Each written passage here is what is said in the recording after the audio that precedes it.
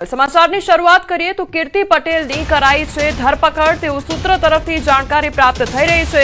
પોલીસે રાજસ્થાનથી ધરપકડ કરી લીધી છે ત્યારે પોલીસ કીર્તિ પટેલને લઈને પહોંચશે જૂનાગઢ। જૂનાગઢમાં કીર્તિ પટેલ સામે 3 ગુના દાખલ કરવામાં આવ્યા છે। તો વિવાદોનું બીજું નામ કહેવાતી એવી કીર્તિ પટેલ કે જેની હવે ધરપકડ કરી લેવામાં આવી છે। 3 ફરિયાદો તેની સામે નોંધાઈ હતી તો કીર્તિ પટેલની ધરપકડ થઈ છે તેવી જાણકારી સૂત્રો તરફથી પ્રાપ્ત થઈ રહી છે। પોલીસે રાજસ્થાનથી તેની ધરપકડ કરી લીધી છે। સંવાદદાતા અમર જોડાઈ ગયા છે અમારી સાથે। અમર, કીર્તિ પટેલની ધરપકડ કરી લેવામાં આવી છે, હવે કયા પ્રકારની તપાસ કરવામાં આવશે તેને લઈને શું અપડેટ મળી રહ્યું છે?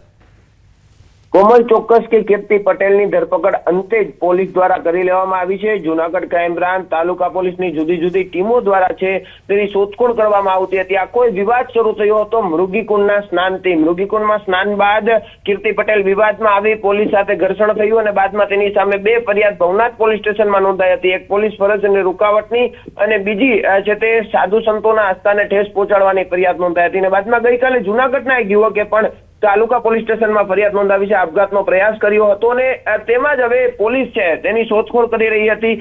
એક સમાચાર મળ્યા છે રાજસ્થાનના જયપુરની અંદર કીર્તિ પટેલ હતી અને ત્યાં જૂનાગઢ પોલીસની ટીમ ત્રાટકીને તેને આજે વહેલી સવારે ધરપકડ કરવામાં આવી છે।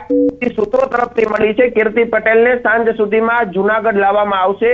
જૂનાગઢના અંદર 3 જેટલા ગુના નોંધાયેલા છે। કીર્તિ પટેલની પૂછપરછ કરવામાં આવશે કે કીર્તિ પટેલ જૂનાગઢ કોના આશરા થ્રુ આવી હતી, જૂનાગઢમાં ક્યાં રોકાણી હતી અને કયા આશ્રમમાં ગઈ હતી, તે તમામ બાબતે તપાસ કરવામાં આવશે। બીજી તરફ મૃગીકુંડમાં સ્નાન કરવા ગઈ તો કોની સાથે ગઈ હતી તે પણ એક મહત્વનું છે, તે પણ તપાસ થશે। તો બીજી તરફ કીર્તિ પટેલ સામે અનેક ગુના નોંધાયેલા છે ત્યારે આગામી સમયમાં પોલીસ તેની સામે કડક કાર્યવાહી એટલે કે દાખલારૂપ કાર્યવાહી કરશે તેવી પ્રાથમિક માહિતી સૂત્રો પાસેથી મળી છે। એટલે આગામી દિવસોમાં તેની ધરપકડ થયા બાદ એક નવો ધડાકો થઈ શકે છે। કોમલ, જે અમર, કીર્તિ પટેલે જ્યારે મૃગી કુંડમાં સ્નાન કર્યું ત્યારથી જ વિવાદ વકર્યો હતો, કારણ કે રીલ્સમાં અવારનવાર અપશબ્દો બોલવા માટે તે જાણીતી છે અને એકાએક તેને આ પ્રકારે ભગવો પહેરીને જ્યારે સ્નાન કર્યું એટલે વિવાદ સર્જાયો અને સાધુ સંતોની લાગણી દુભાઈ। અત્યારે તે લોકોનું કેવું રિએક્શન આવી રહ્યું છે?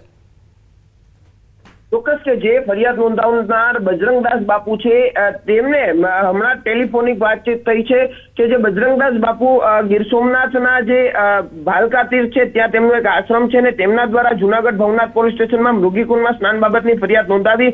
તેમણે કહ્યું કે તેની ધરપકડ થઈ એક સારી કામગીરી છે, પોલીસનો પણ તેમણે આભાર વ્યક્ત કર્યો છે। તો બીજી તરફ કીર્તિ પટેલ સામે કડકમાં કડક કાર્યવાહી થાય તેમજ તેને છાવરનાર સામે પણ તપાસ થવી જોઈએ તેવી પણ તેમની હજુ માંગ છે।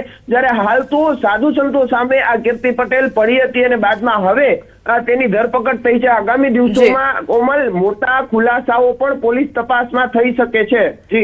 જી અમાર સમગ્ર માહિતી બદલ આપનો આભાર।